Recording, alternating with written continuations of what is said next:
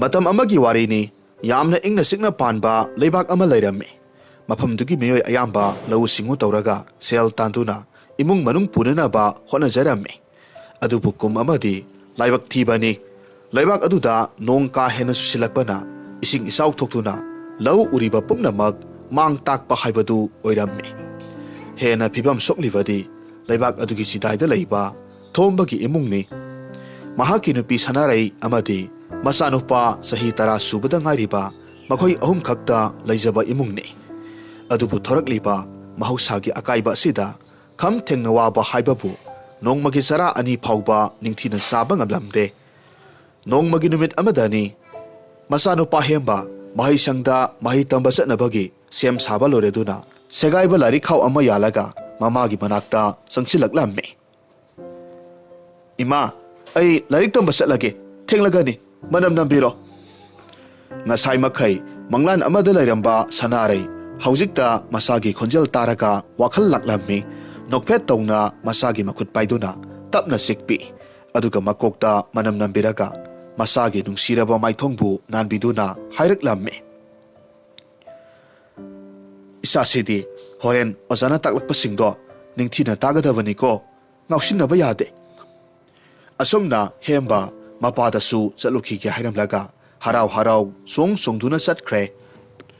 Sanarai makok pairaga amuktang sor sangna hondoraklammi. Mapuroibada nungaitana hairakhi. Makhoi pabung horen numidangi sana thaknaba karisu laite kamdawni.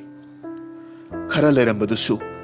isanupagi mahi tambagi kaika khara khara leithok lesin tawnakre. Thomba khonjel tapna pakhom piraklammi. Nupi kamdawbo haibabu yengo. Hadaki matang sida puba yaba senpham pusillabanina sendo yo selebo ai mathayam saraban sel mayamsi kamdawna inkhatpagam gidawriban sigi phibam sinadi hingbada asum lusilakani iral yonba yaba amata sulaiba natte adugi sumathakta yumthak asisu hojilakle amuk nongna kuptaba yaroi dawri sanarai na hairakki ising saudi phakre adubu laudi loinamak sikredo aduga ningtham thagi matamsu yoksilakadawre atai mayam singdi kari thasige haiduna khanaba haunakhrabani aikhoi hidi sel leitabanina hununaba pochei phauba leiba ngamloi dawri selsu pumandana pufam leitedo hairibo haisingdu tana thomba yumdugi akoibada asum yenglakpa matamda Sao sanglaba mahidi yandana hauriba makhoigi hainau pambidu uraga wakhal ama lakladuna hairaklammi. Masigi hainau pambise masi oina kakthaklaga sing oina kaithilda yonthuklabadi kharata oirabasu kanagadra haina khalle. Wafamdu taruvada sanaraina ngakna hairaklammi. Adubu makhoi mapa nahakna khangliba natra pambisidi nasanupaga haumin kaminarakpani mahakna yamna luna khanjaribani mahakna taragadi kari oini. Nupi aisu khangine masi kakthatuna yonthokpa haibase aisu pamba nattene adubu asuk yamna leitraba matam sidadi kari upai leibage nahaksu amukta wakhal tawduna yengune. Sanarai nungaitana hairamme adubu nasanupadi mathwai yamna nungai hauraroi ko makhoi babung karigumba pambi asina marang kaina mahi yanduna hainau palamlabadi kaithelda yonduna kharadang kanaram gadabani adubu madu sunatredo ngaihak leraga hembasu mahi loisangdagi halakle lari khaw phamungduda langsilamlaga mapi hongdoklamme aduga harau harau mamagi manakta chansilaklamme. Ima aingonda thauri khara sangba ama piyu. Imagi bungo kari toke hairibanone. Ima aigi hainong pambido masa khara kanba ama yenglaga hai tongnanaba amata sage tawbane. Wafamdu tavada sanaraina pakhum pige haiba nangdringai thombana hana khon wanglap hairaklamme. Hai mado to hainong pambise aina kakthatlaga yontokadorabani. Hemba wadi ngangdana maya launa kathoklaga ngakna mapabungda yenglaklammi adumna yenglakpa matau aduda thombana amuk hairammi halakpagi waramnani charato khara wantho aduga yumthangnabagi hamengsingdo madu puraga asangba mana masing khara pijabiruso sel pigi haihobani hemba saurangna na mapabungda yenglaklammi aduga hairakki pabung ai chaka amata lamde hameng senabo oina chatlage asi hairamlaga phingna thokki masagi oikiba saktam aduda sanarai pakhatna hairammi makhoi pabung khitadi khantharaga haiba yabidabro horen wai kona ingna tapna hairabasu yai isa se mahai tamhamdagi wana halakpada ngairi mahakna marukum khanjariba pambini mathwai nungairamlaro somdana hemba hameng sangu singadu mafam saba lamhang amada sajik pijaduna thamlaga manak nakpa u pambi amagi makhada mahakna phamlaga leirammi o khongba makhai kaplammi masinda asumna sonjarammi aduk nungsina marukum loina jaba aihaki hainok pambi adubu aikhoi pabungna yanthokani haiba ngamme piklingaidagi haumin kaminarakpa aigi pambi nungsana yakpa makhai sarakpa matamda aihaki marup hainok pambi aduna urum langhan biduna awaba kokhan bibani asumna haukiba kaya ningsinglaga thamoi sokna hemba kaplamme yasanglakpagi matam osilaklawada hameng sangu singdu mayum tana hoiduna amuk halaklammi numituma haukre mathangi ayukki matamdani hemba larik tamba satnanaba losinba loreduna mamada chatlage hairammi sanareina hembada yenglaga tapna hairammi yengoi imagi ibungo napabung ngarang haiba wado nahak hena khangenu ko napabungsu hainingdana haiba natte upai ama laiteduna hairibani hemba nungaitana hairakki ima aisu khangi adubu aina thawaimaktagesu hena luna tawjaba pambini asumna hairamlaga hemba mahi loisang tamna laklammi leptana asum lakpana mitkup kharagi matungda mahi tampham yaure mahakna maithong sukthana lakpadu ubada mahi loisangdugi hembaga yamna chanajaba oza samjaina hairaklammi hemba kari tawre maithong maksina ubadi yumda ima papaga khatnabro oza karisu tawba yaude haksang khajikta ngamdaduna tawbani ho phare phare adudi horen suti thara kanda yumda handringai aigi inakta amukta sangla khoko hoi oza asumna hairamlaga hemba mahai tamphamda sangkhre oza samjaina hemba bu yenglaga asumna sonjairammi nungtigidi momonta noklaga leijaba angangni mahaki maithongda karigumba amadi losinbagum aina uba phangi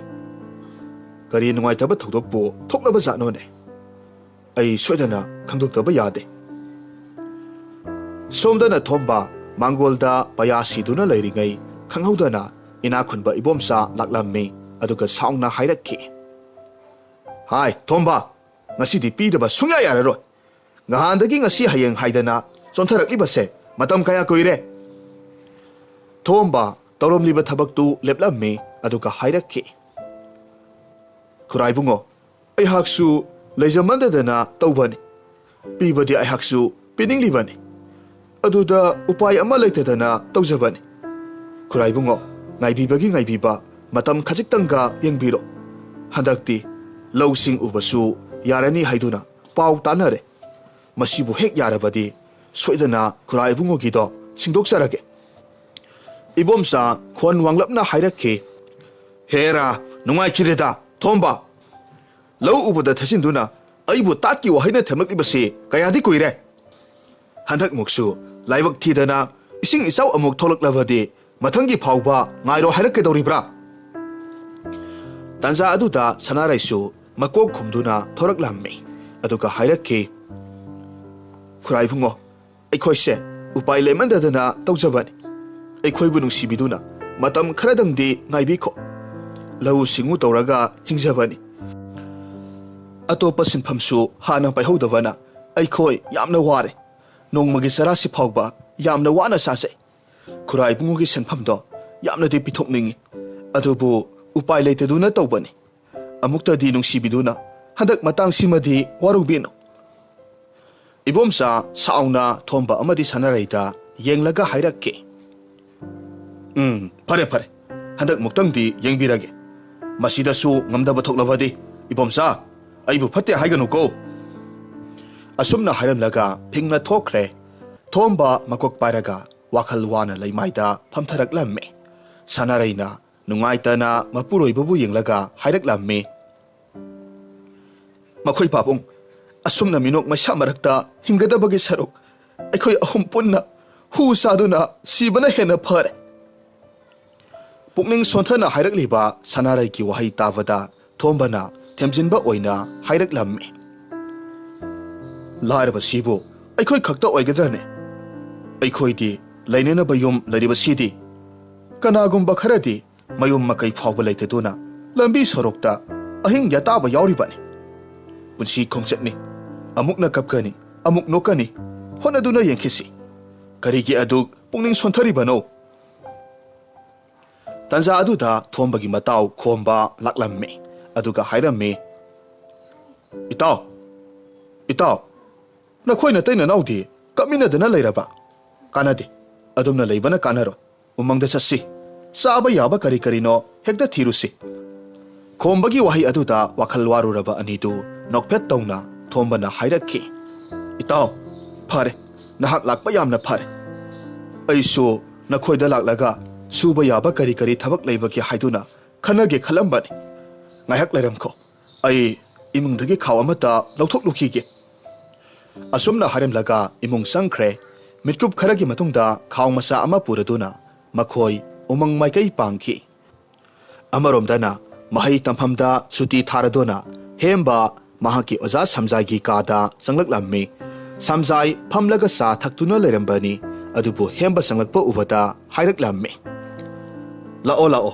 ꯑꯩꯍꯥꯛꯇꯤ ꯅꯪ ꯆꯪꯂꯛꯂꯔꯣꯏꯗ꯭ꯔꯥ ꯍꯥꯏꯗꯨꯅ ꯈꯜꯂꯨꯔꯕꯅꯤ ꯍꯦꯝꯕꯅ ꯍꯥꯏꯔꯛꯈꯤ ꯑꯣꯖꯥ ꯑꯩꯕꯨ ꯀꯧꯕꯤꯕꯕꯨ ꯀꯔꯤ ꯇꯥꯛꯄꯤꯒꯗꯕꯅꯣ ꯌꯦꯡꯉꯣꯏ ꯍꯦꯝꯕ ꯅꯍꯥꯛꯀ ꯑꯩꯒꯁꯦ ꯉꯁꯤ ꯉꯔꯥꯡ ꯈꯛꯇ ꯊꯦꯡꯅꯕ ꯅꯠꯇꯦꯅꯦ ꯑꯗꯨꯅ ꯅꯪꯅ ꯐꯅ ꯂꯣꯠꯅꯕ ꯍꯣꯠꯅꯔꯕꯁꯨ ꯅꯪꯒꯤ ꯃꯥꯏꯊꯣꯡꯗ ꯑꯋꯥꯕꯒꯤ ꯃꯃꯤ ꯑꯃꯗꯤ ꯑꯗꯨꯝ ꯇꯥꯕꯗꯣ ꯑꯩꯅ ꯎꯏ ꯍꯥꯏꯌꯨ ꯅꯪꯒꯤ ꯑꯣꯖꯥꯗ ꯀꯔꯤ ꯇꯧꯔꯦ ꯍꯥꯏꯕꯗꯣ ꯁꯦꯡꯅ ꯍꯥꯏꯌꯨ ꯑꯁꯨꯝꯅ ꯍꯟꯖꯤꯟ ꯍꯟꯖꯤन ꯇꯛꯁꯤꯜꯂꯛꯄ ꯑꯁꯤꯗꯗꯤ ꯍꯦꯝꯕ ꯎꯄꯥꯏ ꯂꯩꯇꯗꯨꯅ ꯃꯍꯥꯛꯀꯤ ꯑꯋꯥꯕꯗꯨ ꯂꯣꯏꯅꯃꯛ ꯇꯝꯂꯛꯂꯝꯃꯤ ꯍꯦꯝꯕꯅ ꯍꯤꯛ ꯍꯤꯛ ꯁꯤꯡꯕ ꯃꯈꯩ ꯀꯞꯂꯒ ꯑꯃꯨꯛ ꯍꯥꯏꯔꯛꯂꯝꯃꯤ ꯑꯣꯖꯥꯅ ꯌꯥꯔꯕꯗꯤ ꯑꯩꯈꯣꯏꯒꯤ ꯄꯥꯕꯨꯡꯗ ꯑꯩꯒꯤ ꯍꯩꯅꯧ ꯄꯥꯝꯕꯤꯗꯨ ꯌꯥꯟꯗꯅꯕ ꯑꯇꯣꯞꯄ ꯎꯄꯥꯏ ꯑꯃ ꯊꯤꯕꯤꯌꯨ ꯍꯥꯏꯗꯨꯅ ꯑꯃꯨꯛꯇꯪ ꯍꯥꯏꯕꯤꯌꯨ ꯍꯥꯏꯔꯛꯂꯝꯃꯤ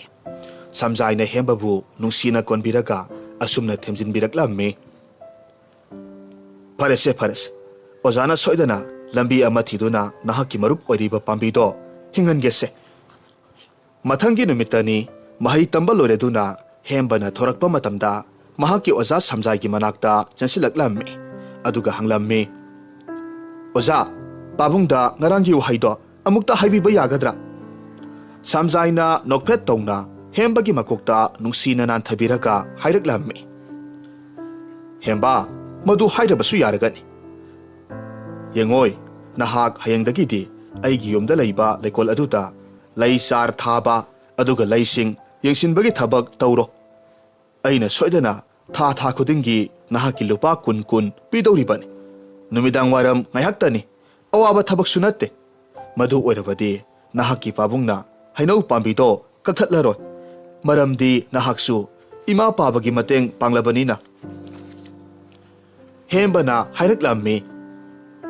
ꯑꯗꯨꯕꯨ ꯑꯣꯖꯥ ꯑꯩꯍꯥꯛꯄꯨ ꯂꯥꯏꯔꯤꯛ ꯇꯥꯛꯄꯤꯔꯤꯕ ꯑꯣꯖꯥꯒꯤ ꯃꯐꯝꯗꯒꯤ ꯍꯩꯀꯣꯜ ꯂꯩꯀꯣꯜ ꯁꯦꯟꯅꯕꯒꯤꯗꯃꯛ ꯀꯝꯗꯧꯅ ꯁꯦꯜ ꯂꯧꯒꯗꯧꯔꯤꯕꯅꯣ ꯑꯩ ꯁꯦꯜꯗꯣ ꯂꯧꯖꯔꯣꯏ ꯏꯍꯦ ꯑꯩꯅ ꯍꯥꯏꯔꯤꯕꯁꯦ ꯅꯍꯥꯛꯀꯤ ꯐꯅꯕꯅꯤꯅꯦ ꯅꯍꯥꯛꯅ ꯁꯦꯜ ꯇꯥꯜꯂꯛꯂꯕꯗꯤ ꯅꯄꯥꯕꯨꯡꯅ ꯁꯣꯏꯗꯅ ꯍꯔꯥꯎꯒꯗꯧꯔꯤꯕꯅꯤ ꯃꯗꯨꯒꯤꯁꯨ ꯃꯊꯛꯇ ꯅꯍꯥꯛꯀꯤ ꯍꯩꯅꯧ ꯄꯥꯝꯕꯤꯗꯣ ꯀꯛꯊꯠꯂꯔꯣꯏꯗꯕꯅꯤ ꯅꯍꯥꯛꯄꯨ ꯄꯥꯝꯕꯤꯗꯨ ꯅꯨꯡꯁꯤ ꯍꯥꯏꯕꯗꯥꯏꯅꯦ ꯍꯦꯝꯕ ꯋꯥꯈꯜ ꯉꯥꯏꯍꯥꯛ ꯇꯧꯋꯤ ꯍꯔꯥꯎꯅ ꯃꯈꯨꯠ ꯂꯣꯟꯅꯗꯨꯅ ꯍꯥꯏꯔꯛꯂꯝꯃꯤ ꯊꯥꯒꯠꯆꯔꯤ ꯑꯣꯖꯥ ꯍꯌꯦꯡ ꯁꯨꯇꯤ ꯊꯥꯔꯒ ꯅꯨꯃꯤꯗꯥꯡ ꯋꯥꯏꯔꯝꯗ ꯁꯣꯏꯗꯅ ꯑꯩ ꯑꯣꯖꯥꯒꯤ ꯂꯩꯀꯣꯜꯗꯣ ꯁꯦꯟꯅꯕ ꯂꯥꯛꯆꯔꯒꯦ ꯑꯁꯤ ꯍꯥꯏꯔꯝꯂꯒ ꯍꯦꯝꯕ ꯃꯌꯨꯝ ꯇꯝꯅ ꯆꯦꯜꯂꯛꯂꯝꯃꯤ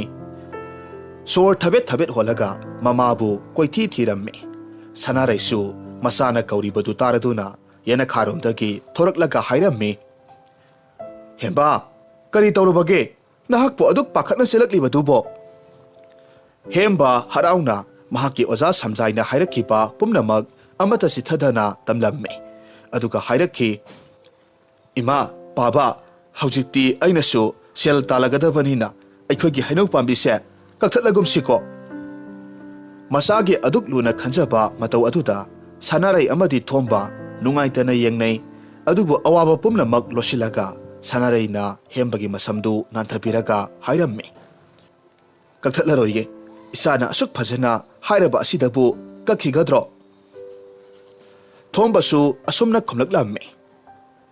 ꯊꯥ ꯈꯨꯗꯤꯡꯒꯤ ꯂꯨꯄꯥ 10 ꯄꯤꯗꯧꯔꯤꯕ ꯏꯄꯥꯒꯤ ꯏꯕꯨꯡꯉꯣ ꯅꯍꯥꯛꯀꯤ ꯑꯣꯖꯥꯗꯣ ꯃꯕꯨꯛ ꯃꯄꯥꯎ ꯌꯥꯝꯅ ꯁꯦꯡꯉꯤ ꯃꯍꯥꯛꯄꯨ ꯃꯇꯝ ꯆꯨꯞꯄꯗ ꯀꯥꯎꯔꯣꯏꯗꯕꯅꯤꯀꯣ ꯍꯣꯏ ꯄꯥꯕꯨꯡ ꯑꯗꯣ ꯑꯩ ꯃꯅꯤꯡꯒꯤ ꯏꯅꯦꯅ ꯀꯧꯍꯧꯏ ꯑꯃꯨꯛꯇ ꯆꯠꯂꯨꯈꯤꯒꯦ ꯑꯁꯤ ꯍꯥꯏꯔꯝꯂꯒ ꯆꯦꯟꯈ꯭ꯔꯦ ꯊꯣꯝꯕꯅ ꯍꯥꯏꯔꯝꯃꯤ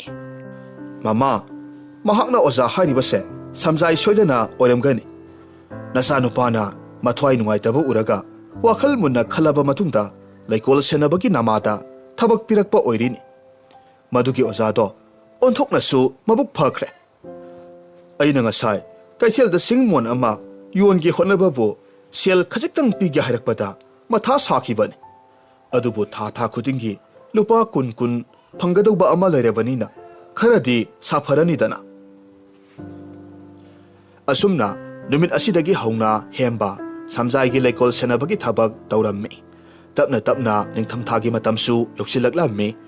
ꯏꯁꯤꯡ ꯏꯆꯥꯎꯁꯨ ꯐꯈ꯭ꯔꯦ ꯃꯍꯩ ꯃꯔꯣꯡ ꯂꯧꯎ ꯁꯤꯡꯎꯅꯕꯒꯤꯗꯃꯛ ꯃꯤꯌꯥꯝ ꯄꯨꯝꯅꯃꯛ ꯍꯣꯠꯅꯔꯛꯂꯝꯃꯤ ꯁꯅꯥꯔꯩ ꯑꯃꯗꯤ ꯊꯣꯝꯕꯁꯨ ꯑꯔꯩꯕ ꯄꯣꯠꯆꯩ ꯈꯔ ꯌꯣꯟꯊꯣꯛꯂꯒ ꯂꯧꯎꯅꯕ ꯍꯥꯏꯗꯨꯅ ꯁꯦꯝ ꯁꯥꯔꯝꯃꯤ ꯍꯟꯗꯛꯃꯨꯛꯇꯤ ꯃꯔꯥꯏꯕꯛ ꯐꯕ ꯍꯥꯏꯒꯗ꯭ꯔꯥ ꯂꯩꯕꯥꯛꯇꯨ ꯍꯥꯟꯅꯒꯨꯝꯅ ꯅꯤꯡꯊꯤꯅ ꯑꯃꯨꯛ ꯂꯧ ꯎꯕ ꯌꯥꯔꯝꯃꯤ ꯃꯥꯡꯂꯨꯔꯕ ꯃꯤꯅꯣꯛꯇꯨ ꯑꯃꯨꯛ ꯅꯧꯅ ꯍꯟꯖꯤꯜꯂꯗꯨꯅ ꯃꯤꯌꯥꯝ ꯄꯨꯝꯅꯃꯛ ꯃꯀꯥ ꯂꯥꯝꯅ ꯂꯩꯕ ꯍꯧꯅꯔꯛꯂꯝꯃꯤ ꯃꯇꯝ ꯈꯔ ꯍꯧꯈ꯭ꯔꯦ ꯅꯣꯡꯃꯒꯤ ꯅꯨꯃꯤꯠ ꯑꯃꯗꯅꯤ ꯍꯦꯝꯕꯅ ꯂꯩꯀꯣꯜ ꯁꯦꯟꯅꯔꯒ ꯂꯩꯔꯤꯉꯩ ꯁꯝꯖꯥꯏꯅ ꯃꯈꯨꯠꯇ ꯐꯤ ꯑꯊꯥꯕ ꯑꯃ ꯀꯔꯤꯅꯣ ꯈꯔ ꯌꯣꯝꯂꯒ ꯄꯨꯔꯛꯂꯝꯃꯤ ꯑꯗꯨꯒ ꯍꯥꯏꯔꯛꯂꯝꯃꯤ ꯏꯕꯨꯡꯉꯣ ꯍꯦꯝꯕ ꯁꯦ ꯃꯁꯦ ꯄꯥꯝꯕꯤꯒꯤ ꯍꯥꯔ ꯃꯈꯜ ꯑꯃꯅꯤ ꯂꯩꯈꯣꯡ ꯑꯃꯗꯤ ꯄꯥꯝꯕꯤ ꯃꯈꯣꯡꯁꯤꯡꯗ ꯈꯔ ꯆꯥꯏꯁꯤꯜꯂꯕꯗꯤ ꯊꯨꯅ ꯆꯥꯎꯕ ꯍꯦꯟꯗꯧꯔꯤꯕꯅꯤ ꯑꯗꯨꯒ ꯃꯁꯥꯁꯨ ꯐꯅ ꯂꯩꯗꯧꯔꯤꯕꯅꯤ ꯃꯁꯦ ꯅꯍꯥꯛꯅ ꯈꯔ ꯍꯥꯞꯆꯤꯜꯂꯝꯃꯨ ꯑꯩꯗꯤ ꯊꯕꯛ ꯑꯃ ꯂꯩꯔꯦ ꯆꯠꯇꯕ ꯌꯥꯗ꯭ꯔꯦ ꯋꯥꯐꯝꯗꯨ ꯇꯥꯕꯗ ꯍꯦꯝꯕ ꯅꯪꯍꯧꯔꯔꯣꯏ ꯃꯇꯥꯒꯨꯝ ꯈꯪꯅꯤꯡꯅ ꯍꯪꯂꯛꯂꯝꯃꯤ ꯑꯣꯖꯥ ꯑꯗꯨꯗꯤ ꯃꯁꯦ ꯑꯩꯒꯤ ꯍꯩꯅꯧ ꯄꯥꯝꯕꯤ ꯑꯗꯨꯗ ꯍꯥꯞꯄꯗ ꯐꯒꯠꯂꯛꯀꯗ꯭ꯔꯥ ꯍꯣꯔꯦꯟ ꯂꯦꯝꯂꯕꯗꯤ ꯈꯖꯤꯛꯇꯪ ꯄꯨꯖꯈꯤꯒꯦ ꯌꯥꯒꯗ꯭ꯔꯥ ꯍꯦꯝꯕꯒꯤ ꯆꯝꯖꯔꯕ ꯋꯥꯍꯪ ꯑꯗꯨꯗ ꯁꯝꯖꯥꯏ ꯅꯣꯛꯐꯦꯠ ꯇꯧꯔꯒ ꯃꯀꯣꯛꯇ ꯅꯥꯟꯊꯕꯤꯔꯗꯨꯅ ꯍꯥꯏꯔꯛꯂꯝꯃꯤ ꯄꯥꯝꯕꯤ ꯄꯨꯝꯅꯃꯛ ꯐꯒꯗꯧꯔꯤꯕꯅꯦ ꯅꯍꯥꯛꯅꯕꯨ ꯄꯥꯝꯂꯕꯗꯤ ꯀꯔꯤꯒꯤ ꯑꯔꯦꯝꯕ ꯄꯤꯗꯧꯔꯤꯕꯅꯣ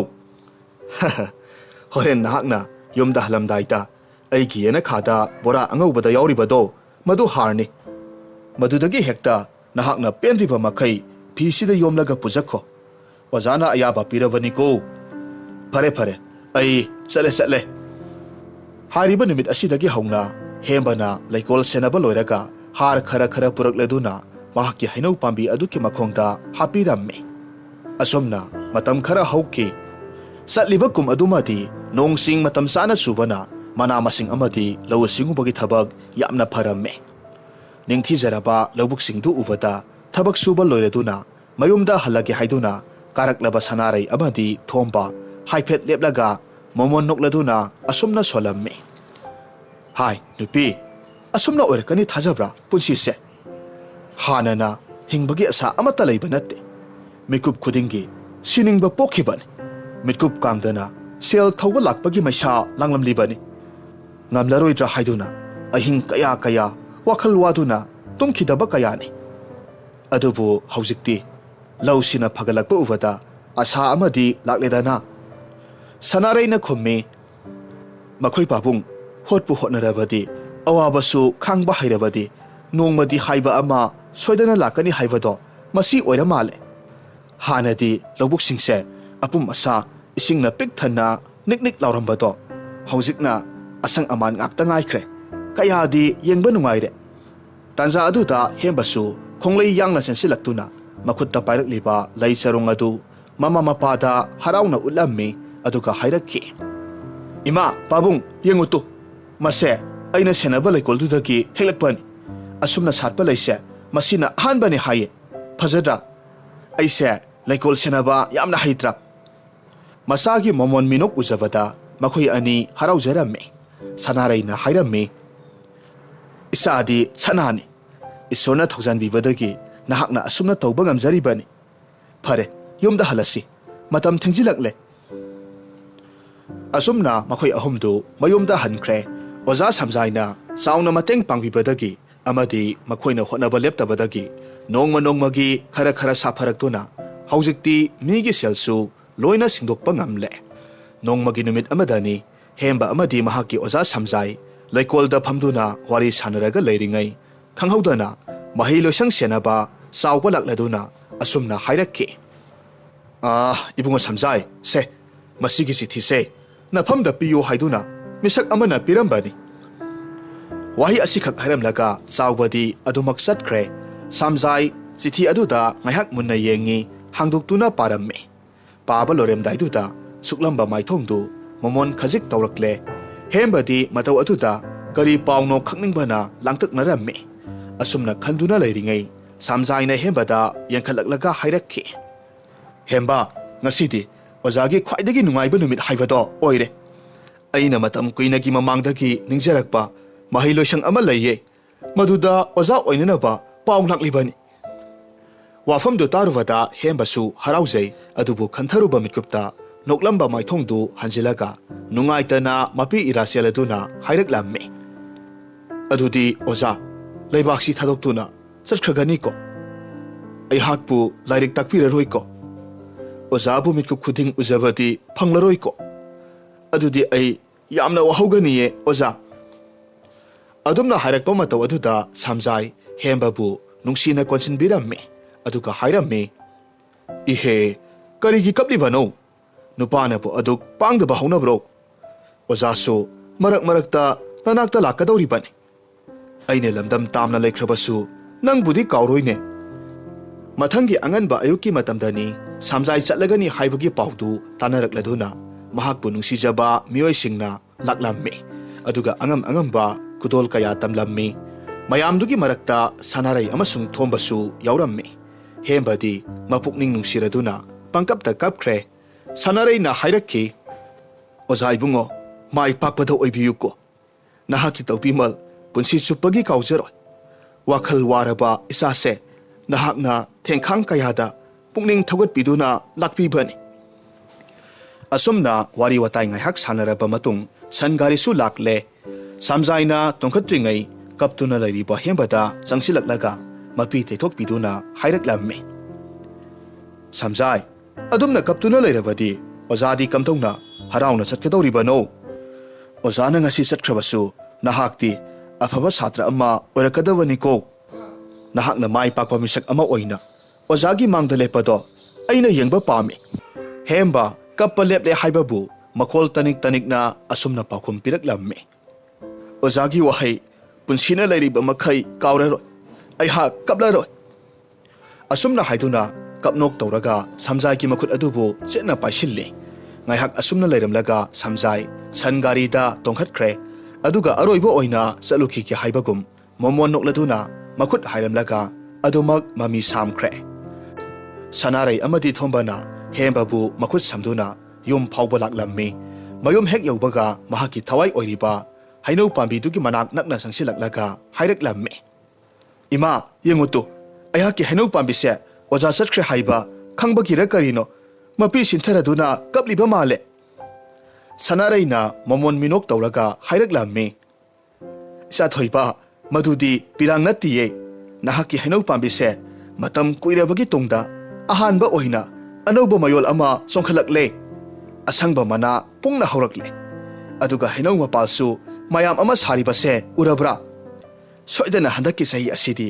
ꯍꯩꯅꯧ ꯃꯌꯥꯝ ꯑꯃ ꯄꯥꯟꯒꯗꯧꯔꯕ ꯃꯥꯜꯂꯦ ꯍꯦꯝꯕꯅ ꯍꯔꯥꯎꯅ ꯍꯥꯏꯔꯛꯈꯤ ꯑꯁꯦꯡꯕꯒꯤꯔꯥ ꯏꯃꯥ ꯑꯗꯨꯗꯤ ꯑꯩꯒꯤ ꯃꯔꯨꯞꯁꯦ masa yamna phagaleko masi pumnamakse ojana pirakhiba masa phananaba hardo maduna soidana oiramgani adudi hainau saba phanglani ko ado ima baba masidagi ahanba hekba hainau do ai hana sage ko thombana hembada hairaklamme isana hana sadana kanada pijani asumna haiduna harauna nokminnei matau asumna migi sendol tondravada hotnaba kanjaba imungdu saba thakpa watana nunga yaifana pankhiramme Haujik amuk taminarasi Rajendra Prasad amasung mahaki Ratana Bharat ki ahanba President Rajendra Prasad ki Ratana kauba yamna pharaba manai ama lairamme mahak thoidok hendokna mapu ningba misak ama oiramme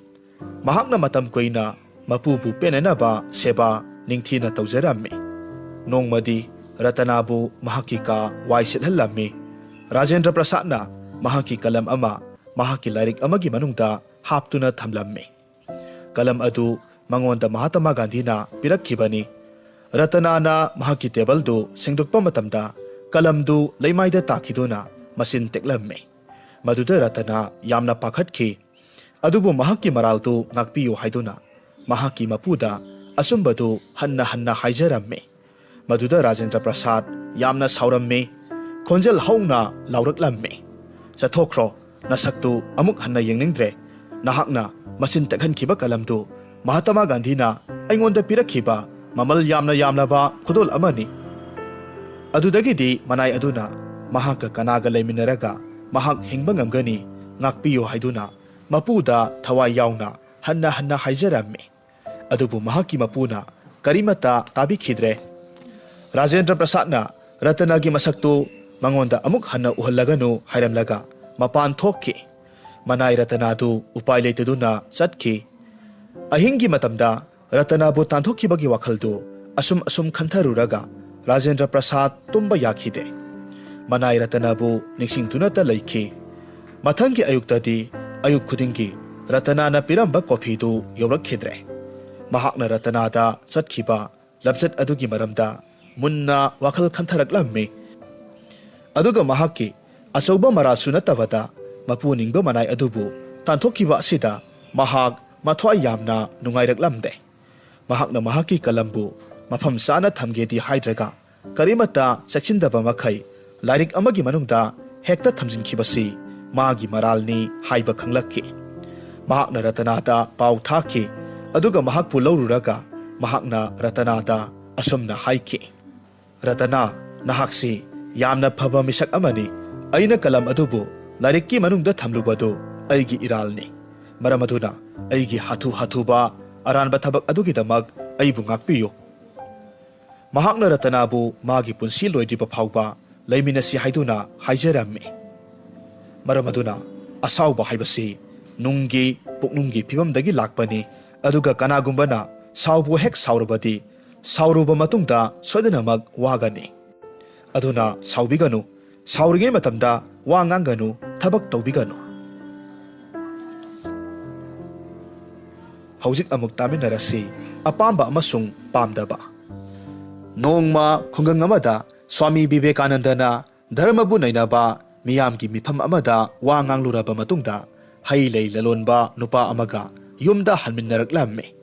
ngayonbi anikhaksu nga yoluraba matungda makhoigi nga yaudraba ahangba thumok singdu puraga mayumda halaklamme ikhang khangaudana nong kanna surakki hailei lalonba nupa aduna Vivekananda amasung ngayonbi anidubu mahaki anakpa yum aduda phajaba bebharga loinana harau pusillamme aduga potha halamme